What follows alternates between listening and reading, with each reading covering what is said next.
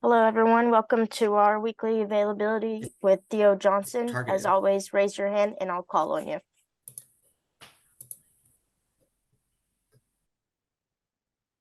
Right, I like that. And that's what I've been trying to find out ways to use it. I'll ask. Tyler Donahue. Thank you. Theo, how are you today? I'm good. How you doing? I'm doing well, thank you. I'm just curious what the return to the practice field was like for you guys on Tuesday. How do you think you're moving forward from obviously a really rough matchup in the last game?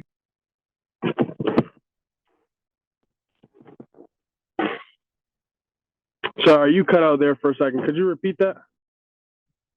Sure. How did the return to the practice field go for you guys on Tuesday? How do you feel like you moved forward from a tough outcome at Michigan? I think that practice was good. Intensity was high for sure, and I think that we've done a really good job at going over the mistakes on Sunday and kind of just flushing everything out and refocusing on everything Minnesota. So I think that it's kind of business as usual. It stung a little bit, but I feel like we're back in our groove now. Greg Pickle. Hey, Theo, thanks for your time. Theo, when you talk about some of the areas that you wanted to flesh out and look at on film on Sunday, rather, it's easy for me to say. When you look at some of the things you wanted to flesh out on film, what were some of the things that jumped out to you as areas for correction? I think the big thing was we got to stay on schedule. Didn't do too well on first down, which made everything else difficult if you're not doing well on first down. And then just little mistakes here and there. It's a game of inches. So on offense, if we're not all on the same page, or one guy is not doing the right thing, everything kind of crumbles. Whereas on defense, you can get away with being misaligned and still making a play. Offense, we kind of have to all be one well-oiled machine. So I think that the big thing is just kind of getting on the same page and staying on schedule with first down was definitely probably one of the biggest things that we're having to clean up this week. Donnie Collins. Theo, statistically, anyway, Minnesota's defense ranks in the top 5 in the nation. They've held teams down in the scoring department. What do you see from them on film that's been making them so good this season? I think kind of like how I just said that an offense has to be. I think that they do a really good job as playing as a unit. I think that there's not like one guy that kind of stands out as a real bruiser, but I think that as a collective unit, they're all on the same page. Their schemes, I wouldn't say are simple, but they're sound. And with everything they do, they have very good discipline. And I think that as a defense, when you play like that, it makes it very difficult for offenses. They're, I think, number 1 in FBS on third downs. So they're doing a really good job on defense, and it's going to be a great way to bounce back after last week for sure for us. Frank Bodani.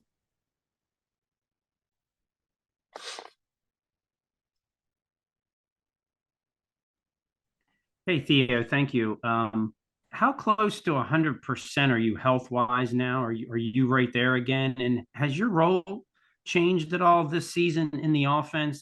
We only asked that because I know you only have a couple of catches and a few targets this year.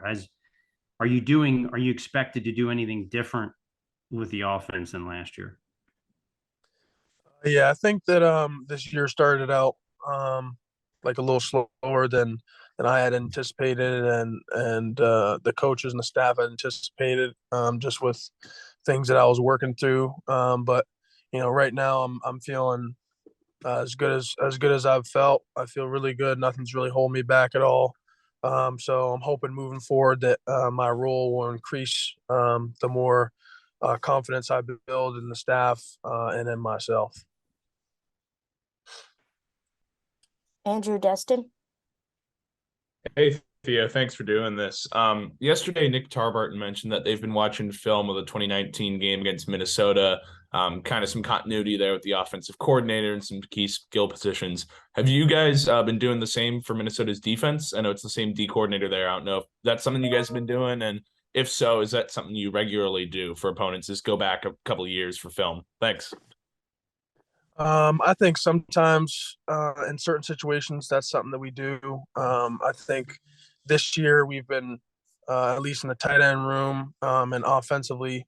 I can say that we've kind of been focusing more on their games this year. Michigan State's a game that we watch very closely and have gone over numerous times. So I think that in certain game plans that looking back into years past is valuable. But I think, right now for us, we're kind of just geared towards the games this year.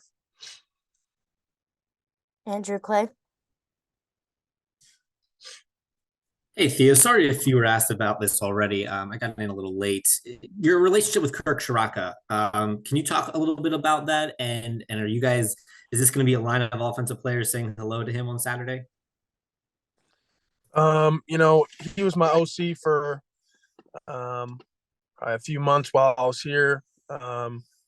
Was a good dude, but haven't really, talked or discussed with him much since he's left. But I think that everyone had a pretty good relationship with him. But he wasn't here for very long. So I think that there's gonna be some highs and some hellos after the game, but I think that it's gonna be definitely business as usual when it comes to this opponent. And I think that we kind of treat it that way whenever there's people that we know on the other staff or the other team.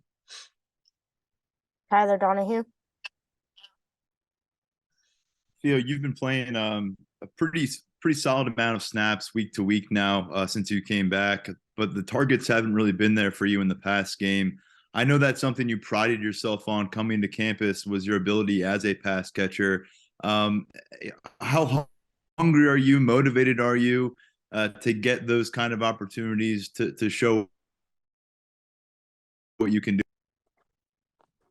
I think really the big thing for me is I think that's an area that I can help this team and help the offense. So I'm looking forward to being able to give more of the team in that way, and I think that that's definitely an area where I can do more and be able to add more value to the offense while I'm on the field. And I think that all the snaps I've been in, I think I've been doing a great job with the tasks that I've been doing and the roles I've been given. But I do think that being more involved in the pass game is something that I can bring a little bit more value. But right now I'm really just doing whatever's asked of me. And for the past couple of weeks, that's been be a great run blocker, and that's what I've done. So whatever that role turns into in the next coming weeks and through the rest of the season, I'm going to do that. But I'm definitely hoping that I can add more value and be more helpful to this offense in other areas moving forward. Daniel Gallen. Theo, also in the tight end room, we saw Brenton have a really strong start to the season. What have you kind of seen in his development, in that room, and what do you make of this level that he's playing at right now? I could kind of tell since early on in the season, Brenton's playing really, really great right now. Coach Franken said it, he's playing his best football right now. And it kind of shows with how he's handled himself, how his approach is week to week. And he always shows up when he's needed and when his number's called. And it kind of goes back to kind of how we are as a unit. He's he's really the poster boy, I'd say, for how we are as a unit. We're not always gonna be the guys with 10 receptions and 3 touchdowns in a game, but when our number's called, we show up and make the play for our team when we need it. And there's going to be some games where we're not as involved in one area than the other, but we're going to do whatever's asked of us, and that's exactly what he's done. He's done everything at a very high level. So it's really great to see all the work that he's put in is finally starting to pay off, and he's making huge plays for us, and he's doing his job. So it's good to see for sure. Johnny Collins. Theo, what kind of a mental challenge is it when you start a season kind of a little bit banged up? Is there kind of a little, mental hurdle to kind of get over, knowing you have to get back to 100% and things like that when, when everybody else are kind of there already? Yeah, I think it's definitely going through any injury at any point in time is a challenge mentally, because I've gone through injuries before, and a lot of the time the biggest struggle is the mental factor, at least for me, than physical. And a lot of times guys will like psych themselves out, or it'll be more challenging coming back like mentally.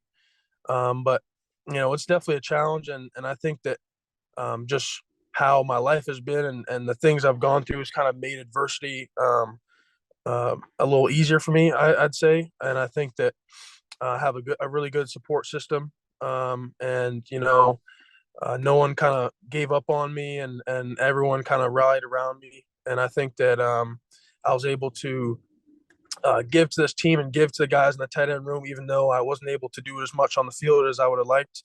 And that kind of really made it an easy transition to coming back and being more involved on the field.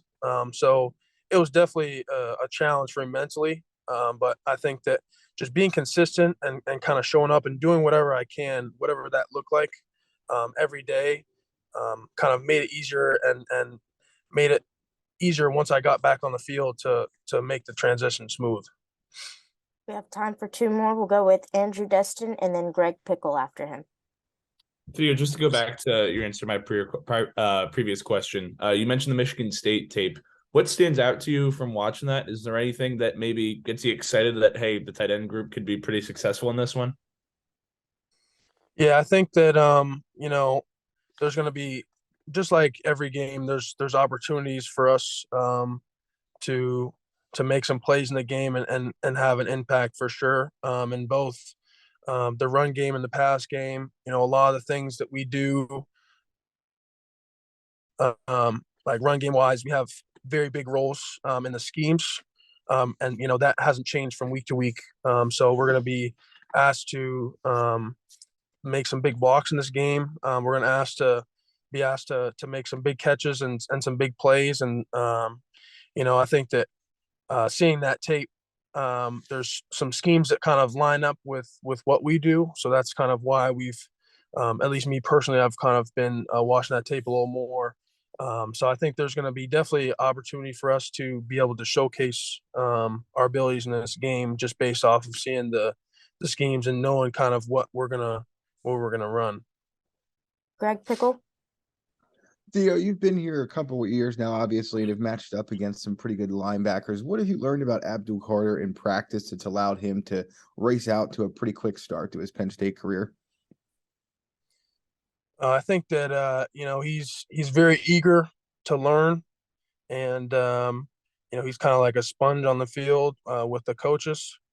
And I think that's probably the biggest thing is as soon as he got on campus, he was a competitor. He was trying to get one-on-one work with the tight ends, and whoever wanted it really. And I think that's kind of the biggest thing that set him apart, is just his willingness to learn, and his competitive edge has helped him be able to be successful at such an early start for him.